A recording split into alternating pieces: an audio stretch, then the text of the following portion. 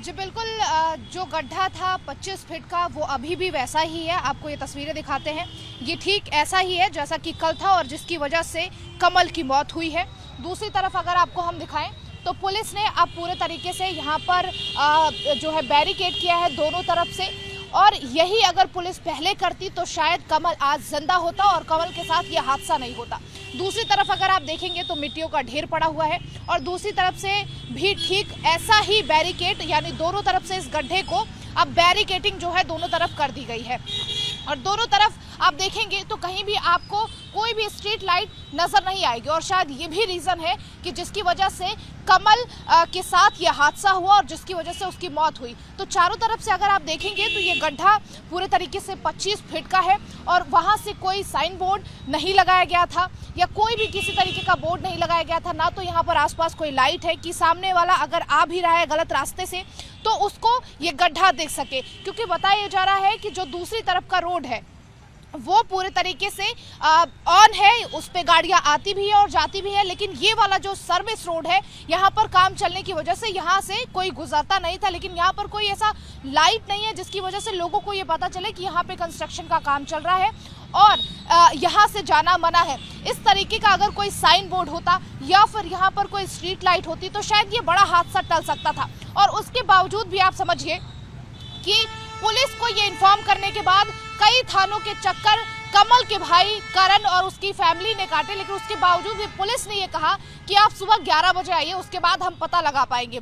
और उसके बाद भी आपको हम बता दें कि दूसरे दिन जब हम थाने में पहुंचे, यहाँ का जो नज़दीकी सागरपुर थाना है वहाँ पर हमने पुलिस से पूछने की कोशिश की आखिर घर का पता क्या है, ये कोई मामला ऐसा हुआ है, तभी पुलिस इस चीज़ से अनजान थी। और पुलिस का साफ तौर पर कहना ये था ऐसी कोई जानकारी हमें नहीं मिली है और हम जानने की कोशिश कर रहे हैं, हम भी CCTV फुटेज खंगाल रहे हैं। इस वक्त हमारे साथ बात करने के लिए देवेंद्र श्रीवास्तव हैं जो कि जनकपुरी में ही रहते हैं और इस वक्त आपको ये घटनास्थल दिखाते हैं जहां पे बाइक से गिरकर कमल की मौत हो गई गड्ढे में। सुरेंद्र श्रीवास्तव इस वक्त हमारे साथ हैं, उनसे बात करेंगे।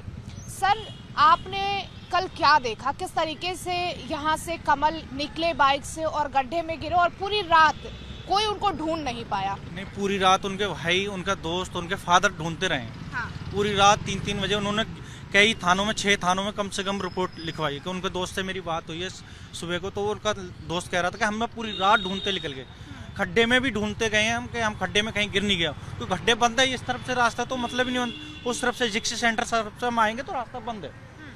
तो अगर लड़का डिक्सी सेंटर से ही आया है उधर उस तरफ से जो आ रहा है उसके उनके बयान के, तो उसमें तो जाने का कोई मतलब ही नहीं बनता। और रात को 10-11 बजे तो रोड खाली रहता है, तो उसमें तो गिरने का कोई चांस नहीं है। तो जहाँ तक है तहाँ तक कैसे क्या कह सकते हैं, इसमें कुछ नहीं कह सकते कि। और लड़के की बाइक टूटी हुई नहीं है ज़्यादा, खास करके एक सबसे बड़ी चीज़ ये है कि आप उसमें देखेंगे फोटो में आप यहाँ आसपास रहते हैं? हाँ जी।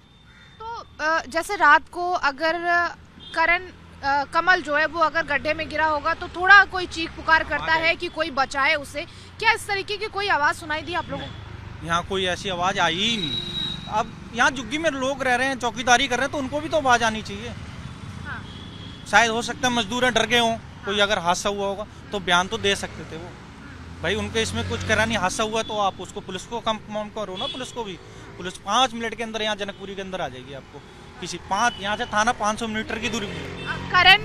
करण जो है कमल के भाई और उनके दोस्तों की अगर हम बात करें तो उन्होंने बोला कई थानों में उन्होंने चक्कर काटे। हाँ। लेकिन पुलिस नहीं आई, पुलिस ने कहा सुबह 11 बजे देखेंगे। आप नहीं, 11 बजे पर जनकपुरी की पुलिस को उन्होंने खुद बोला एक बयान में, उन्होंने कि खुद हमारे सामने कह रहे कि जनकपुरी की 2 जने पुलिस वाले हमारे साथ रात में चक्कर काटे, इस वाले पार्क में ढूंढ के गए। वो रात को सारे पार्कों में ढूंढ के गए कि शायद लड़ाई झगड़ा ना हो गया हो किसी से, या कुछ कोई और भी हादसा नहीं हो गया हो, तो वो ढूंढते गए हैं। आप बता रहे ये रास्ता भी उस साइड से अगर हम देखेंगे तो वो रास्ता पूरी तरीके से बंद है। हाँ। एक ही रास्ता यहाँ पर चल रहा है जो कि ये है और इसी से लोग आ भी रहे हैं और जा भी रहे हैं। तो आखिर कमल यहाँ पर कैसे पहुँचा होगा? ये इसके बारे में तो यही तो है सवाल सारा कि उसमें गया कैसे है वो, सबसे बड़ा सवाल तो यही है। आपको छानबीन के बाद पता चलेगा कैसे क्या है। बाकी पुलिस का काम है, वो अपनी तरह कैसे कर रही है, कैसे करेगी, पर इसमें लापरवाही थोड़ी सी इनकी है जो यहाँ काम करने वाले। क्यों, अगर आप यहाँ रात में काम कर रहे हो तो रात में भी काम चलता है। हाँ।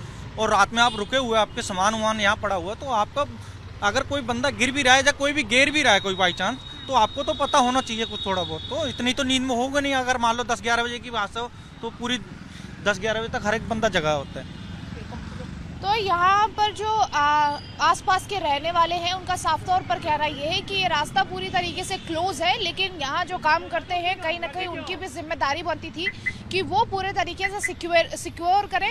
हालांकि एक जो बैरिकेड है वो दो तरफ से लगा हुआ था, लेकिन बीच में थोड़ा सा ही रास्ता था और जहाँ से कमल ने शायद गुजरने की कोशिश की होगी और उसके बाद गड्ढे में गिर गया। लेकिन पूरी रात ढूंढने के बाद कमल का शव नहीं मिला। सुबह कमल के भाई के नंबर पर एक कॉल आती है और बताया जाता है कि तुम्हारे भाई की डेड बॉडी गड्ढे में पड़ी हुई है। कैमरा पर्सन संजीव के साथ काजल सिंह, रिपब्लिक भारत।